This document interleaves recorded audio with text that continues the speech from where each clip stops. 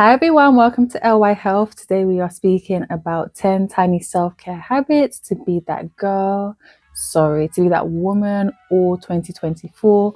Let's get into the video.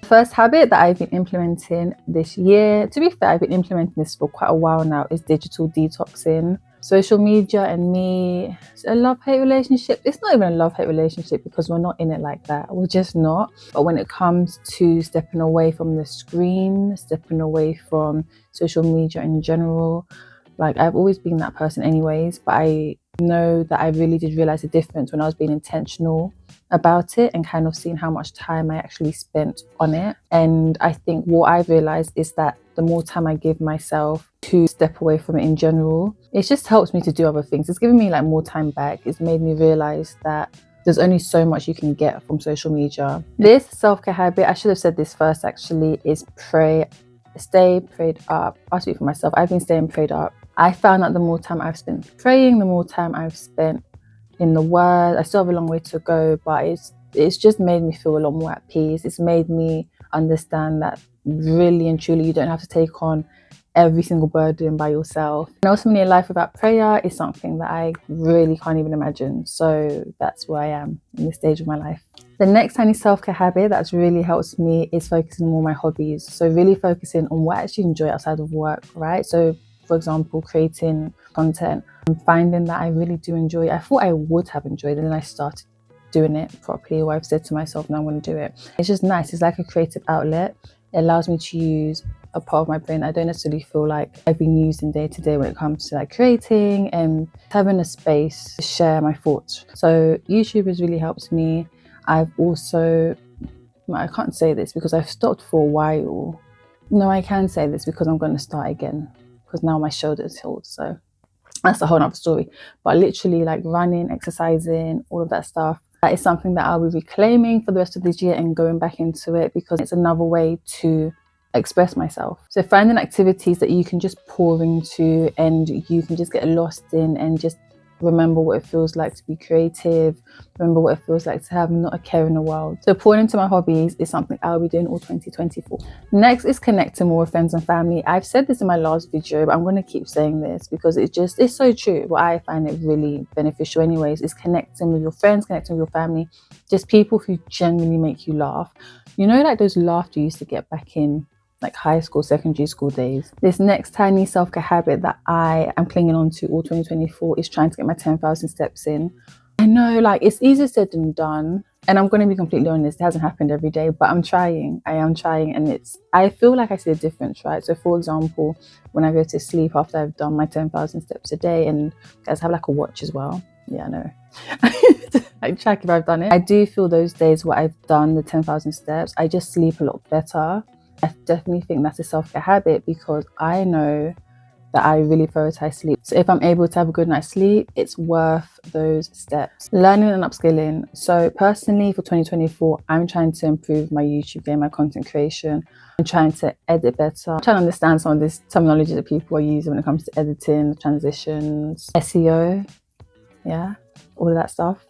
But I'm trying to upskill myself when it comes to content creation because one, I generally love this platform, and two, if I can learn a skill, like even if I stop like content creation, at least I've learned how to edit. You never know when editing can come in handy, and it could also be quite profitable. That's my personal upskilling for this year. We'll see how it goes. This next one is clean your space. Well, let me say beautify your space because I'm just going to assume we're all clean people out here.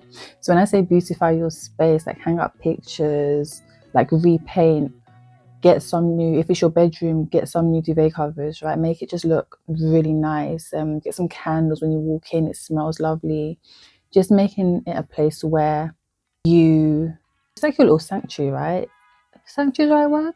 I hope so, but it's just like your place of relaxation. Beautifying your space, whatever that space may be. Try to make it your space for yourself. So if you are outside and you come back after a long day, you can at least go into a room that smells lovely and everything's just fresh. And as soon as you step into that room, you know, okay, I'm stepping into this space to relax. You don't have to have a massive bedroom to redecorate. You don't have to have a massive space, but as long as your space is clean, as long as your space is relaxing, that's a self-care habit that you shouldn't underestimate. Next is health checks. So I didn't actually used to go to the doctor unless I some sort of pain, right? And you know what, saying that out loud, it makes sense. But what I have realized is that since I started going to a doctor for like a 360 health check, so they check like your blood, they check like vitamins, quite a few other things, right? But like different dimensions of your health. I feel a lot more in charge of my health because now I'm actually going to the doctor to understand what's going on in my body, what areas I need to improve on to make sure I'm functioning properly.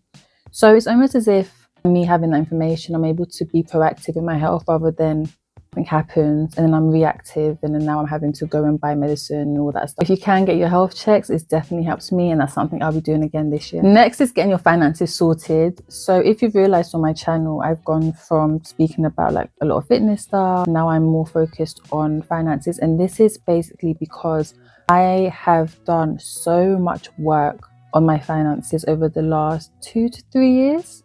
My brother would say, like, come and actually testify for me. But I've done so much work on it, the research that's gone into it, mainly because I've really understood how important the numbers are, which is not great. Because I really used to be a carefree girl. But it's part of self-care. Looking after your finances is part of self-care. So I'm here, I'm learning, I'm implementing, really taking in the changes and making sure that I'm doing what needs to be done to make sure my finances are where they need to be. And I actually like it. I feel happier. I feel a lot more in control of my money than I have done. And I like the direction we're going in. So we're going to keep going. Also, when it comes to your finances and checking, don't be afraid to ask for help. I do definitely think if you have a friend or you have a family member who's a lot more competent in the area of finances than yourself, utilize them. People generally like to share information. Don't bury your head in the sand when it comes to your finances. Like, people are willing to help you. And if you can't find anyone, again, look on YouTube. There are so many different finance channels who are giving you quality information for free. Look around, see which person you relate with the most. Take some advice that pertains to you, leave the rest. But it's really a journey when it comes to your finances. This final habit is prioritizing my sleep. Say some days are easier than others, but ultimately I am trying to aim around there, and it's been working so far. What's really tired me out is exercising. Again, I know I've said this like 10,000 times, but it's true. Okay guys, those are 10 tiny self-care habits that I will be implementing all 2024.